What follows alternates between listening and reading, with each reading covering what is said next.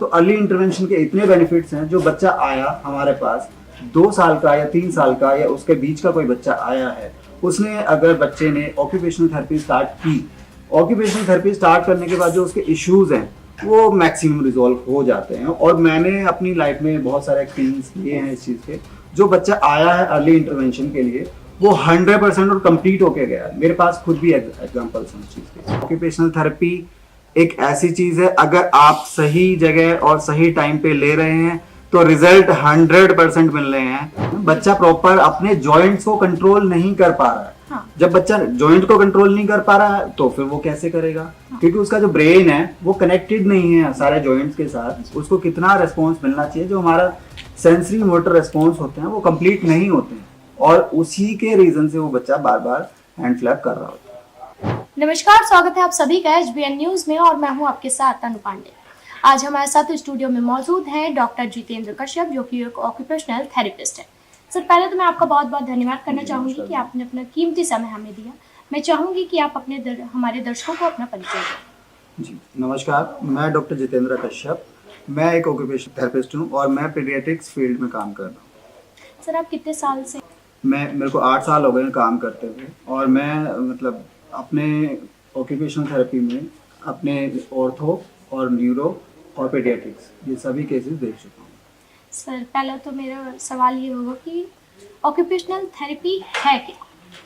Occupational therapy एक बहुत wide अपना रोल प्ले करती है हमारी इंडिपेंडेंट लाइफ में, जो हमारे डेली रूटीन को और सारी चीज़ों को मतलब जहाँ फंक्शनैलिटी लॉस होगी, फंक्शनैलिटी के लिए ऑक्यूपेशनल थेरेपिस्ट खड़ा है। वो at the time of birth भी हो सकता है और एंड ऑफ द लाइफ भी हो सकता है, उसके एंड तक वो काम करता है। हमारी कोई एज लिमिट नहीं होती है। हम 4-5 साल के बच्चों के लिए भी काम करते हैं, 10-12 साल के बच्चों के लिए भी काम कर सकते हैं, एडल्ट्स के लिए भी काम कर सकते हैं। हमारा जो ऑक्यूपेशनल थेरेपिस्ट है वो स्किज़ोफ्रेनिया जो मेंटल हेल्थ है उसमें भी हेल्प करता है। सर, ये थेरेपी कैसे करते हैं? जो हमारी थेरेपीज़ हैं, हमारे जो सेंटर्स हैं, जो हम उन पे इक्विपमेंट्स यूज़ करते हैं, उसमें सेंसरी इंटीग्रेशन, सेंसरी के इक्विपमेंट्स होते हैं, जैसे बोस्टर, स्विंग्स बहुत डिफरेंट टाइप के होते हैं जो बच्चों को हेल्प करते हैं उनके सेंसरी को रेगुलेट करने के लिए, और उनकी जो समस्याएं होती हैं, जो इश्यूज होते हैं जिसमें बिहेवियर, उनकी हैंड फ्लैपिंग, उनके जो प्रॉब्लम्स होती है जिनके साथ पेरेंट्स हमारे पास आते हैं और वो जहाँ थेरेपीज लेते हैं उसमें वो रिजॉल्व होते हैं 100%। सबसे कॉमन प्रॉब्लम क्या होती है बच्चों में? सबसे कॉमन प्रॉब्लम तो बच्चों में ज़्यादातर यही मिल रही है आजकल की, वो बच्चा हमारी बात को सुन नहीं रहा है, मेरी बात को रिस्पॉन्स नहीं दे रहा है, तो वो हम उससे क्या कहें, क्या काम करवाएं, और कोई भी काम करने में इंटरेस्ट डेवलप नहीं हो रहा है उस बच्चे का। जब इंटरेस्ट डेवलप नहीं हो रहा है तो वो क्यों देखेगा और क्यों सुनेगा हमारी बात को? तो मेन सबसे प्रॉब्लम यही है जो कॉमन है। आजकल हम बच्चों में बहुत देखते हैं ऑटिज्म, इसके फीचर्स क्या हैं, इसको हम कैसे सही कर सकते हैं? ऑटिज्म एक मतलब कहने के लिए प्रॉब्लम बहुत बड़ी है, क्योंकि उसका सॉल्यूशन लेने के लिए लोग जाते हैं। वो प्रॉपर वे में उस बच्चे के लिए कितना हेल्पफुल है वो हमें डिसाइड करना होता है, क्योंकि आजकल अगर हम रेशो देखें तो बहुत बढ़ चुका है। पहले अगर सोसाइटीज की बात करें तो कहीं 1-2 बच्चे, 4 बच्चे होते थे। आज के टाइम में अगर एक हाई राइज सोसाइटी है तो उसमें 10, 15, 20 बच्चे भी हैं, किसी में 40 भी हैं। तो ये चीज थोड़ा बढ़ रही है। जैसे आपके पास कोई पेरेंट्स आते होंगे जिसको ये 2 साल से उसके बच्चों को प्रॉब्लम है, लेकिन वो आ नहीं पा रहे हैं। ठीक है, तो इस पर आप क्या कहना चाहेंगे? देखिए मैम, अगर हम बच्चा हमारे पास आ रहा है, उसका हम प्रॉपर डायग्नोसिस के लिए उसे भेजते हैं। डायग्नोसिस के लिए हमारे पास टीम होती है। अगर हम कहें तो आजकल ये मतलब गवर्नमेंट हॉस्पिटल्स भी हैं। नोएडा में सेक्टर 30 अम्बेडकर हॉस्पिटल भी है जिसमें डायग्नोसिस मिलता है। उसके अलावा जो मिलता है, जो इभास दिल्ली में जो फेमस है, उसको अगर हम देखें तो वर्ल्ड वाइड भी लोग जानते हैं इभास को। वहाँ पे न्यूरो साइकेट्री और बहुत अच्छे से समझाया जाता है। पेरेंट्स वहाँ से भी डायग्नोसिस करा सकते हैं, जो कि फ्री ऑफ कॉस्ट होता है, लेकिन टाइम लगता है उसमें। सर, डायग्नोसिस क्या है, इसकी चेन कैसे, प्रॉपर इसका इलाज कैसे कर सकते हैं? डायग्नोसिस जो होता है, अगर हम कहें डायग्नोसिस के लिए हम किसके पास जाएंगे? बच्चा हमारा है, छोटा है, उसको ट्रीटमेंट की जरूरत है, वो हम कैसे पहचानेंगे? पहले तो जब बच्चा हमारी बात को सुनेगा नहीं, वो अपने जो डेवलपमेंटल माइलस्टोन है वो अचीव नहीं करेगा, तो उसको प्रॉब्लम आने वाली है। आने वाली प्रॉब्लम्स ये होंगी, जैसे वो बोलने में डिले कर सकता है, हमारी बातों को नहीं सुनेगा, उसको बैठना था वो बैठेगा नहीं, वो अपने काम को जो उसके जब प्ले होता है, उसका लाइफस्टाइल होता है बच्चे का, वो उसको अपना बिल्कुल डिफरेंट कर लेगा वो, क्योंकि पूरे टाइम भागता रहेगा, पूरे टाइम वहां पे चलता रहेगा। अगर आपने उसको बुलाया तो वो भागेगा, उसको खाना नहीं खाना है, उसको खाना खाने के लिए भी उसे भागना है, मम्मी उसके पीछे पीछे खाना लेके जा रही है, बेटा खा लो, लेकिन वो खाएगा नहीं, क्योंकि उसको उस चीज का पता नहीं है, उसको रियलाइज नहीं हो रहा कि मेरे को खाना खाना है, हम उसके पीछे जा रहे। तो वो चीज जब नहीं मिलेगी तो बच्चे परेशान होंगे, फिर हमें भी, पेरेंट्स को भी समझ आने लगता है कि भाई बच्चे में कुछ तो प्रॉब्लम है। तो अगर अर्ली इंटरवेंशन जो हम कहते हैं कि ऑक्यूपेशनल थेरेपी में दिया जाता है, उसको अगर प्रॉपर वे में अगर समझे तो अर्ली इंटरवेंशन के इतने बेनिफिट्स हैं। जो बच्चा आया हमारे पास 2 साल का या 3 साल का या उसके बीच का कोई बच्चा आया है, उसने अगर बच्चे ने ऑक्यूपेशनल थेरेपी स्टार्ट की, ऑक्यूपेशनल थेरेपी स्टार्ट करने के बाद जो उसके इश्यूज हैं वो मैक्सिमम रिजॉल्व हो जाते हैं। और मैंने अपनी लाइफ में बहुत सारे एक्सपीरियंस किए हैं इस चीज़ के। जो बच्चा आया है अर्ली इंटरवेंशन के लिए वो 100% और कंप्लीट होके गया। मेरे पास खुद भी एग्जांपल्स हैं उस चीज़ के। और इसके डायग्नोसिस के लिए जैसे अगर हम कहें तो टीम किसके पास जाएं, जो न्यूरोसाइकेट्रिस्ट और पीडियाट्रिशियंस, उसके बाद साइकोलॉजिस्ट, क्लिनिकल साइकोलॉजिस्ट जाते हैं हम, उसके अलावा ऑक्यूपेशनल थेरेपिस्ट, और प्रॉपर स्पीच थेरेपी के लिए अगर जानना चाहते हैं तो उसके लिए भी हम डायग्नोसिस स्पीच थेरेपिस्ट से कराएं। ज़्यादातर जो असेसमेंट करते हैं स्पीच थेरेपी के लिए एक MSLP, masters in speech therapy, उसमें बैचलर भी होता है, आप उनके पास भी जा सकते हैं। और डायग्नोसिस अगर सही नहीं हुआ है तो उसकी मतलब श्योरिटी नहीं है कि मतलब प्रॉपर ट्रीटमेंट कहाँ है।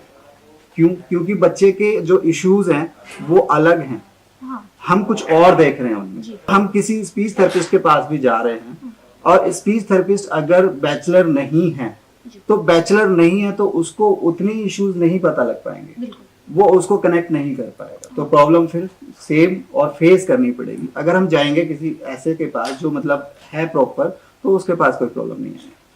अच्छा, जिस एरिया में आप काम करते हैं उसमें आपकी क्या पहचान है? एरिया में तो देखो मैम, अभी हम जितने दिन हो गए मुझे काम करते हुए, लोग और पेरेंट्स मुझे जानते हैं कि ऑक्यूपेशनल थेरेपिस्ट हूँ। और रीजन यही है कि मैंने अभी तक अपनी लाइफ में बच्चों को स्पेशल स्कूल से निकाल के भी उनको नॉर्मल स्कूल में भेजा है, और जो कि वहां पे परफॉर्मेंस दे रहे हैं, और जो परफॉर्मेंस दे रहे हैं तो पेरेंट्स हैप्पी हैं। अच्छा, ऑक्यूपेशनल थेरेपिस्ट में पेरेंट्स और सोसाइटी का क्या रोल होता है? हाँ, ये मतलब पेरेंट्स का और सोसाइटी का रोल ये है कि पेरेंट्स आ रहे हैं हमारे पास, वो पेड होते हैं, थेरेपिस्ट जो होते हैं सारे पेड होते हैं, उन्होंने आपने उनको पैसे दिए, तो आपकी रिस्पॉन्सिबिलिटी ये खत्म नहीं होती है कि आप वहां पे बच्चे को सिर्फ छोड़ के या फिर अपना बैठ गए। उसको ये समझना है कि बच्चे में जो इश्यूज हैं वो बच्चे के रिजॉल्व हो जाएंगे सेंटर पे, या फिर मुझे घर पे भी करना है। और घर पे करने के लिए हमें सबसे पहले एक्सेप्ट करना होता है कि हाँ, मेरे बच्चे को प्रॉब्लम है। अगर मेरे को एक्सेप्टेंस नहीं है कि मेरे को प्रॉब्लम बच्चे को है ही नहीं, क्योंकि मैंने देखे हैं कई पेरेंट्स कहते हैं कि नहीं, उसको वो प्रॉब्लम नहीं है, उसको थोड़ा सा बस इशू है, बट उसको अगर प्रॉपर डायग्नोसिस पे लाया जाए तो बच्चे में प्रॉब्लम मिलती है। कभी कभी तो ये थोड़े से इशू के चक्कर में ही वो मल्टीप्लाई इश्यूज होते हैं, वो बाद में जाके मल्टीप्लाई होते हैं। मैंने ऐसा भी देखा है कि बच्चे को कह रहे हैं कि दादा दादी कह रहे हैं, उनके आसपास के एनवायरनमेंट के लोग कह रहे हैं कि आपको जरूरत नहीं है, मत कराओ थेरेपी, वो बच्चा चंचल है, वो कर लेगा, मैनेज कर लेगा, उसको टाइम लगता है। मेरा बेटा 10 साल में हुआ था, उसने 5 साल में बोलना शुरू किया था, तो वो चीज अलग थी। ये लोगों का मिथ है। और उस चीज को अगर हम देखें तो आज के टाइम में जो लोगों को फायदा मिल रहा है अर्ली इंटरवेंशन का, वो यही मिल रहा है कि जितना जल्दी उसका डायग्नोसिस होगा, उस बच्चे की लाइफस्टाइल को चेंज करने में पेरेंट्स का बहुत बड़ा रोल होगा। और सबसे बड़ी प्रॉब्लम यही है कि जो हम एक्सेप्ट नहीं करेंगे तो बच्चा मैक्सिमम टाइम वो रेस्पॉन्स नहीं करेगा। और पैम्पर्ड तो करना नहीं चाहिए बच्चे को। जो पैम्पर करते हैं ना बच्चे को कि हर चीज के लिए, उसको खुद नहीं करने देंगे। क्यों नहीं करने देंगे? कि वो बच्चा है, लेकिन वो बच्चा अपनी एज के अकॉर्डिंग डेवलप हो रहा है, उसका एज भी बढ़ रहा है, तो उसको हम कब उसकी रिस्पॉन्सिबिलिटी देंगे? अगर मैं कहूं कि आपकी रिस्पॉन्सिबिलिटी है तो आप उस चीज को मैनेज करोगे। अगर मैं कहूंगा ही नहीं, आपको सब करके दे रहे हैं सब कुछ, तो फिर क्यों करोगे आप? कोई भी नहीं करेगा। तो बच्चा भी जब तक किसी भी चीज की रिस्पॉन्सिबिलिटी नहीं लेगा कि मेरे को खाना खुद से खाना है, या शूज मेरे को खुद से पहनने हैं, या फिर कपड़े मेरे को खुद से पहनने हैं, नहाने मेरे को जाना है और मेरे को खाना खाना है। सबसे बड़ी प्रॉब्लम यही है कि खाना खाने के लिए हम भाग रहे हैं पीछे, लेकिन उसको भूख नहीं है और उसको रियलाइज नहीं हो रहा है, तो हम उसको पहले ही दे रहे हैं, उसके टाइम के पहले उसको हम खाना दे रहे हैं। तो उसको बच्चे को कभी भूख ही नहीं लगेगी, उसको फील ही नहीं होगा कि मैं भूखा हूँ, तो फिर वो क्या होगा, फिर तो प्रॉब्लम ही है ना उसके लिए। तो आजकल तो यही हो गया है कि बच्चे नहीं बोलते हैं और पेरेंट्स पीछे पीछे घूम रहे हैं। हाँ, क्योंकि उन बच्चों को पहले ही टाइम से पहले सब कुछ करके मिल रहा है जी। तो वो नहीं करेंगे। आप उनको शूज पहना के उनको लेके जा रहे हो जल्दी जल्दी, नहीं जाना चाहिए। उसको टाइम दो, बच्चा उनको बैठेगा। स्कूल भी जाना है तो मम्मा उठा रही है। हाँ, मम्मा उठा रही है और फटाफट से उनको सब कुछ रेडी किया, उसका बैग बांधा और कर दिया। बच्चे का बैग भी बच्चे से मनवाना चाहिए, उसको टाइम दो।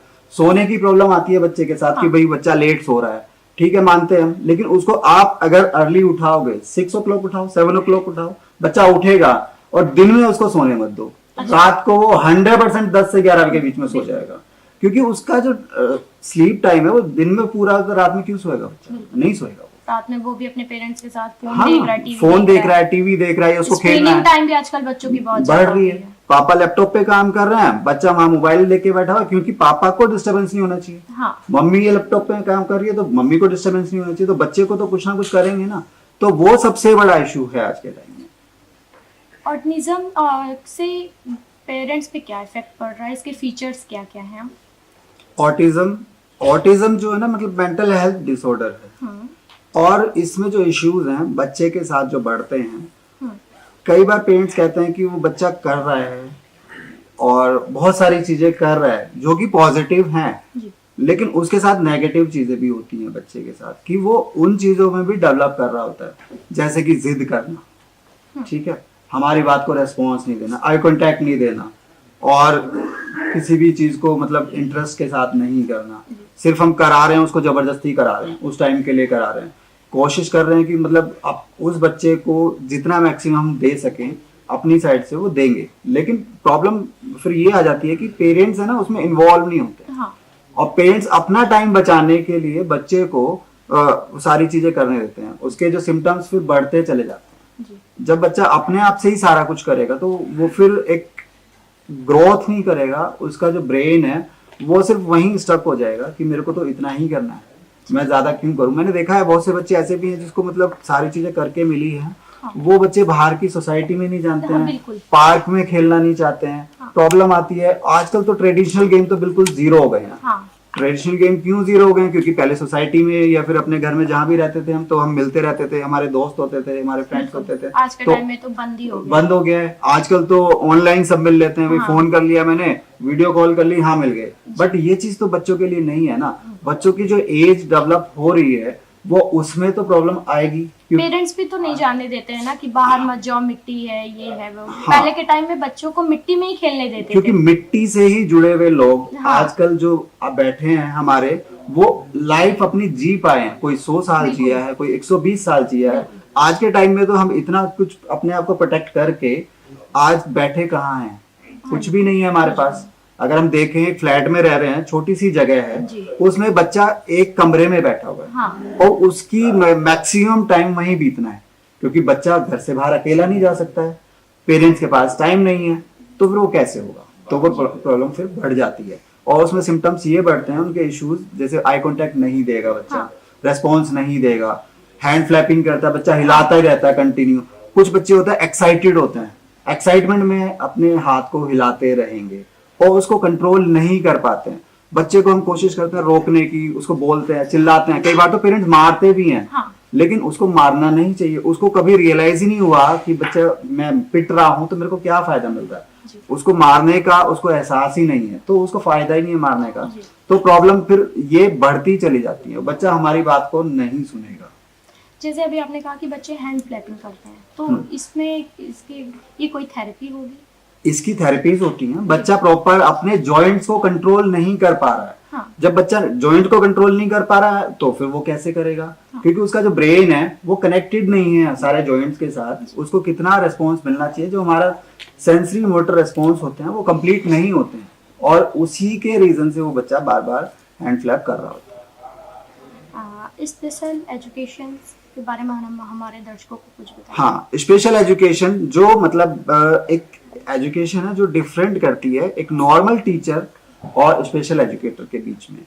उसमें क्या है ना कि मतलब आजकल तो सभी कर रहे हैं, उसमें डिप्लोमा भी है और डिग्री भी है, तो वो जैसा जो जिसका है वो कर सकता है। और इसमें हेल्प ये करते हैं कि जो बच्चे स्पेशल चाइल्ड होते हैं, स्पेशल चाइल्ड को उनको पढ़ाने के लिए, उनको समझाने के लिए, उनके लाइफस्टाइल में चेंज करने के लिए स्पेशल एजुकेटर हेल्प करते हैं, क्योंकि उनके पास एक स्पेशल बच्चों को पढ़ाने की, समझाने की योग्यता होती है, जो कि उनका जो इंस्टीट्यूट है वो प्रॉपर एक उसमें डील करता है। मैं आपसे चाहूंगी कि हमारे दर्शकों को ऑक्यूपेशनल थेरेपी से लेकर अवेयर करें। ऑक्यूपेशनल थेरेपी कहने के लिए एक छोटी सी चीज है, क्योंकि आजकल मैंने देखा है कि सभी कह रहे हैं कि हम ऑक्यूपेशनल थेरेपी कराते हैं, लेकिन ऑक्यूपेशनल थेरेपी कराने के लिए प्रॉब्लम ये आती है कि थेरेपिस्ट नहीं मिलते हैं। थेरेपिस्ट नहीं है और बच्चे में रिजल्ट नहीं है, तो वो तो जेन्युइन रीजन है। जब बच्चा है, थेरेपिस्ट है, तो रिजल्ट नहीं है, तो हमें फाइंडिंग चाहिए कि बच्चे में क्यों नहीं है रिजल्ट। जहां भी थेरेपी करा रहे हैं आप, उसमें सबसे पहली चीज आप ये जानो कि जो थेरेपी हो रही है उसके बेनिफिट्स कितने मिल रहे हैं और कितने टाइम में मिल रहे हैं। अगर 2-3 महीने में आपको फायदा नहीं मिल रहा है, तो या तो वो जो थेरेपी करा रहे हैं वो थेरेपिस्ट नहीं है, वो कोई और प्रोफेशन से हैं, या फिर वो ट्रेन थेरेपिस्ट हो सकते हैं। और अगर 2-3 महीने में बेनिफिट्स मिलना शुरू हो गए हैं और वो उस बच्चे को उस एंड तक लेके जा रहे हैं कि उसका जो एक नॉर्मल रूटीन फॉलो होने लगा है, तो वो ऑक्यूपेशनल थेरेपी वो हो रही है और अच्छे से हो रही है। सर, जैसे आप भी ऑक्यूपेशनल थेरेपिस्ट हैं, तो आप सबसे कितने कम दिनों में बच्चों को ट्रीटमेंट सही कर देते हैं? देखिए मैम, कम दिनों का तो ये होता है कि जैसे बच्चा हमारे पास आता है, उसका अगर डायग्नोसिस प्रॉपर होता है, उसकी जो रिक्वायरमेंट होती है ना, जो नीड्स होती है बच्चे की, सेंसरी नीड हो गई, या फिर और जो उनके जो एनवायरनमेंट को समझने के लिए या फिर अंडरस्टैंडिंग के लिए जो उनकी नीड्स होती है, उसको फुलफिल करने के लिए जो थेरेपीज हैं प्रॉपर, उसको अगर बच्चा लेता है, जैसे कि स्पेशल एजुकेशन भी है, एबीए थेरेपी भी है। एबीए थेरेपी जो होती है वो प्रॉपर अगर एक एबीए थेरेपिस्ट ही कराए तो उसके रिजल्ट्स बहुत अच्छे हैं। और जैसे कि मतलब स्पेशल एजुकेशन है, स्पेशल एजुकेशन में पेरेंट्स को लगता है कि वो सिर्फ पढ़ाने के लिए होते हैं, उसको सिर्फ हैंड राइटिंग कराने के लिए होता है, ऐसा कुछ भी नहीं है। उसके अलावा भी उसमें बहुत सारी चीजें इन्वॉल्व होती हैं, उसका डेली रूटीन, एडीएल और चीजें होती हैं, जैसे कि वो अपने आप को बैठना, समझना, उसको रीड करना, बुक को पढ़ना, उसके आंसर करना, रिकॉग्नाइज करना, चीजों को समझना, एनवायरनमेंट को समझना, वो सारी चीजें एक स्पेशल एजुकेटर करा सकता है, और जिसमें उस बच्चे को हेल्प मिलती है कि उसको वो चीजें समझने में और आगे बढ़ने में बहुत मदद करता है। सर, मैं आपका बहुत बहुत शुक्रिया करना चाहूंगी कि आपने अपना कीमती समय हमें दिया। धन्यवाद मैम, आपने हमें चांस दिया और हम इस स्क्रीन के सामने बैठ के पेरेंट्स तक ये मैसेज पहुंचा पा रहे हैं कि ऑक्यूपेशनल थेरेपी एक ऐसी चीज है, अगर आप सही जगह और सही टाइम पे ले रहे हैं तो रिजल्ट 100% मिल रहे हैं। और हमारा जो स्वसंभव है सेंटर, उसने अभी तक विदिन 6 मंथ भी बच्चों को नॉर्मल स्कूल में भेजा है और रिजल्ट मिले हैं। और अभी हमारे पास ऐसे भी कुछ बच्चे हैं जिनको 1 साल भी हो गया है, जिसको 1-1.5 साल भी हो गया है, और वो अभी जाने वाले हैं हमारे पास से, जिनको अभी कह सकते हैं बेनिफिट्स मिल चुके हैं और अपने कंप्लीट वो इश्यूज रिजॉल्व कर चुके हैं। और जो इसमें एक और चीज है, जैसे कि ऑक्यूपेशनल थेरेपी आप ले रहे हैं, बच्चे के इश्यूज आपके 6 महीने 7 महीने में बहुत मैक्सिमम 70% तक रिजॉल्व हो जाते हैं। फिर उसके बाद जो उनका कॉग्निटिव और ये सब चीजों पे काम होता है, तो वो बच्चा अपने आप ही इंप्रूव करता चला जाता है। पेरेंट्स भी हमारे यहाँ खुश हैं, जो कहते हैं कि हाँ सर, हमें कुछ मिला है। धन्यवाद सर। जी, थैंक यू। वीडियोस देखने के लिए सब्सक्राइब करें HBN न्यूज, बेल आइकन दबाकर लेटेस्ट नोटिफिकेशन पाएं।